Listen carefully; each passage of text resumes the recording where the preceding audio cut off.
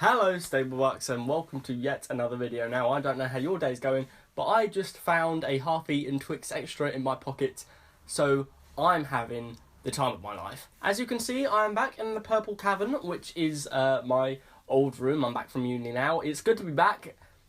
Well, I'm back, but I'm not here to talk about any of that. I'm here to talk about the trilogy that just ended last week. The Monk trilogy.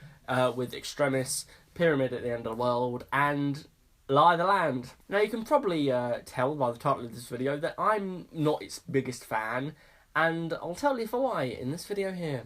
Who'd have guessed? Doctor Who has done three-parters in the revival since the 2005, with Utopia, Sound of Drums, Lasso Time Lords, Turn Left, Journey's End, Stolen Earth, and now Extremis, Pyramid at the End of the World, and Lie the Land. And when you look at the Series 3 finale and the Series 4 finale, you could take out all the to be continueds and the credits, watch them together as one big, Twix extra sized episode, and it'd all flow continuously. It'd be the same story, it'd be the same tone, and it'd be nice. The only exception would be the first of the three-parters with Utopia, Turn Left, as they're their own self-contained stories to sort of set you up and lead you into it, but it's still smooth. It still flows smoothly. You can easily go from one to the other, natural transitions, lovely jubbly. And when you look at actual, film trilogies, I think like one top of the mind, Back to the Future, they all have their own self-contained stories, but they still all intertwine with one another. You can easily go from one to the other, and you can understand what's going on. You can easily follow it through, and it be sort of the same journey, the same story. You're following the same characters, following the same, hoodoo-madoodads. My problem is, narratively, the Monk trilogy didn't do that. What happened, what you got, was three standalone episodes, and the only thing that made it a three-parter was the fact that the Monks were in. It's a three-parter in the same sense that Blink, Time of Angels, and The Angels Take Manhattan's a three-parter. It's a three-parter in the sense that The Girl Who Died and The Woman Who Lived is a two-parter. Two completely different stories with no connection at all, apart from the fact that a shield is in them. I guess the sort of only exception to that would be The Pyramid at the End of the World and Lie of the Land, as at the end of Pyramid you've got Bill consenting to the monks taking over, and then Lie the Land goes into the consequences of that.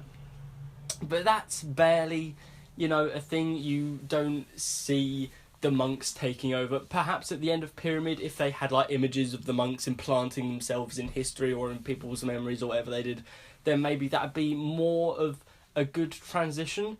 Or at the beginning of Lie the Land, you sort of see the construction of the statues, or you see, I don't know, them get out the pyramid or something, I don't know, or you see how Nardole recovered, just something that doesn't make it feel too jumpy. But that's my main niggle with the overall arc. I'm now going to go and deconstruct the individual stories, because they all have their flaws, and that doesn't necessarily help into making it a good trilogy.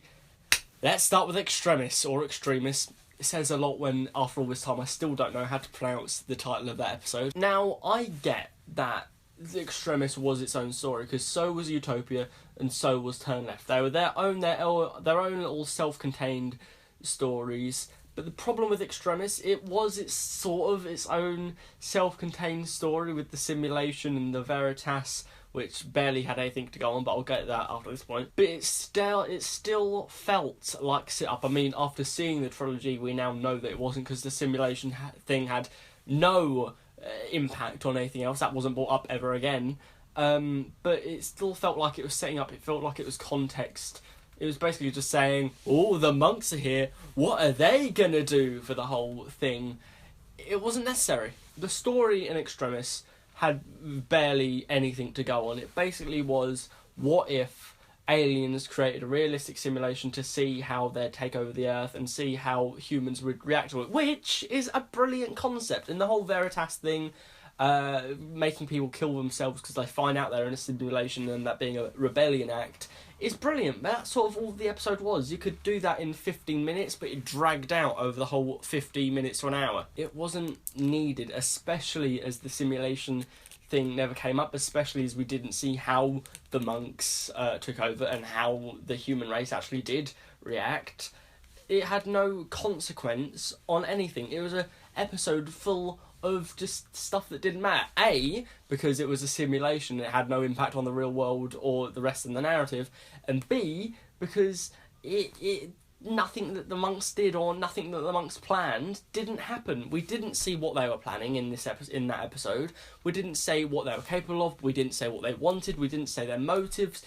It wasn't an episode of setup and context. It was an episode saying the monks exist. They're going to be the big bad for the next 2 episodes. Oh, look, the monks. Look how creepy they are. Another problem I have with the Extremis was the visuals, the aesthetics were so contrasting. Here you have these sorts of crumbly, stone-faced looking monks with robes which look aged and like draped over themselves. They truly did look like monks. They looked religious. They fitted in with the Pope and the Vatican. That felt like the setting for them.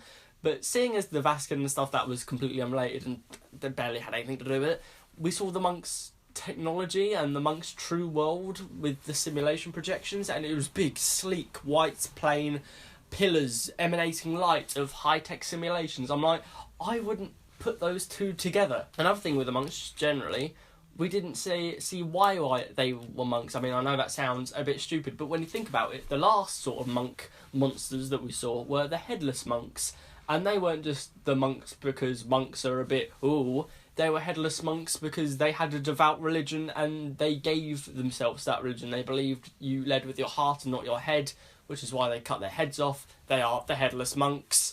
It all makes sense. But these monks, they were just monks because monks look cool, I guess. They look creepy. That's a reason. That's a reason why they exist. But Extremis, very lacking, didn't have anything. That's my problem with that one. Pyramid at the End of the World. I personally loved it. Loved Pyramid. It was a nice balance of concept and story. You had characters, you had threat, you had sophistication, you had intelligence, you had humour. It was the perfect balance. I truly liked it. The Pyramid sort of fit in with the monks' general look and aesthetic more than Extremis did. And it did look very nice. And the ending, which really made it a good episode for me, the cliffhanger, was superb. You had the Doctor locked in a room, he can't get out. You had Nardole gassed out in the TARDIS. Bill consented to the monks, which is the only relevant thing. One thing I will say about it, because it is a source of flaw, it's the only relevance the Doctor being blind had to the whole thing. Because remember, the Doctor's been blind since Oxygen. It had no real effect in Extremis, even though it was just a convenience that he couldn't read the Veritas, which just made the episode drag on longer. That was the only reason that was there.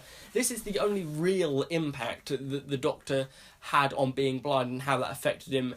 And it's sort of done well, but it could have been another way which felt more necessary and, you know, not just because it's a convenience to have a good cliffhanger. What I'd do, I'd have just cured the Doctor of his blindness and Oxygen. It fitted in well with that story. It was good. I would have the Doctor being affected by the plant things, or whatever it was that turned the My Parents Are Aliens dude into sludge. Have him affected by that, and it's generally eating away his insides, and he's dying. And if you need a sort of regeneration shot of, for the trailers, just have it at that point instead of just being whatever the hell it was in Lie of the Land. I'll get to that later. But he's dying, and because Bill doesn't know about regeneration yet, but remember, up to this point, she hasn't been told. It's been mentioned, but it hasn't been properly explained to her that the Doctor can regenerate when he dies. So she thinks that this is going to be the end of the Doctor and he's just going to die, because honestly, who'd think that you'd just magically reborn yourself? And that's why the Doctor's going, no, Bill, it's all right, I don't want you to do this, and have that moment. But Bill, thinking the Doctor won't regenerate because she doesn't know what that is, goes to the monks and say, please cure him of this thing, make the Doctor live. And they're like, decent love, you act out of love, we're taking over the world. Boy!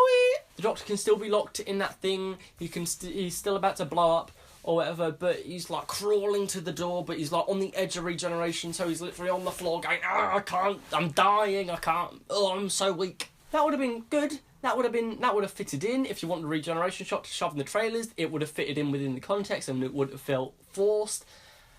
Tell me that's not a better ending. I'm not like, you know, I'm not breaking my own arm, jerking myself off with my ideas and that, but I think that would have been a better thing than having the Doctor conveniently blind to have a good cliffhanger. It was a good cliffhanger, don't get me wrong, but it just felt like it could have been better, and the Doctor being blind wasn't needed. And then, as I said earlier, you could have some stuff with the monks coming in, so it felt like a better transition into Live the Land, the worst episode of this series. I thought that was Extremis, but no, this is, so far, I hope it will stay the worst episode of this series, because my god, don't get me wrong, it had some beautiful moments, it had some brilliant moments in it.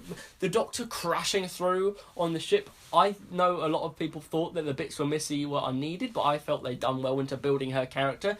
The Master getting character development is brilliant. Obviously, she's not going to become nice. That's not going to happen. But it's some nice trickery. You've got some emotion in there. Instead of the Master just being this cunning, evil person, she has layers in this one. But, you know, obviously I'm not here to praise episodes. Who do you think I am? Lie of the Land. It was going brilliantly. I mean, you could have had some build-up and how the monks took over, but it was good to create sort of enigmas. It all went downhill at the fake regeneration, because I thought, and everyone thought, that did, like, I get it was a test and the Doctor had to shoot, Bill had to shoot the Doctor, but he even said, oh, do you think the regeneration was a bit too much? And Nada was like, oh yeah, it's a nice touch. It wasn't needed. It was not needed, because it was trailer bait. That's all it was. And it was just like, oh, hey, I can't regenerate, and I just thought, if everyone there, if all the guards were part of the setup and the Doctor wasn't working with the monks and all that was a ruse, what was that monk who just came in and had a look at them all? What happened to that?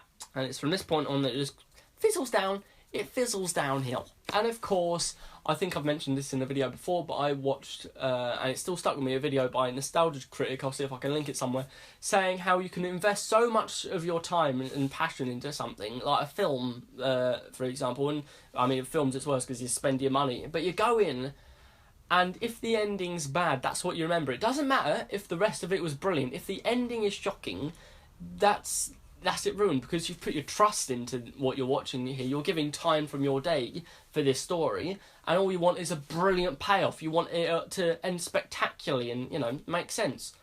Which is what Live the Land didn't do. Honestly, look me in the eyes through your screen and tell me that the monks, who put so much effort planning this invasion by building state-of-the-art simulations to study the human race, and who have thought this through so carefully in extremis, tell me, if their plan's been foiled by some Bill's mum cobblers, which makes no sense, what was that? Oh yes, I'm thinking of a technically imaginary friend, which I connect to life outside the monks.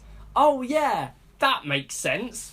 Obviously. It's basically the ending of Rings of Akhaten and the end of Last of the Time was just smushed together with some poor green screen.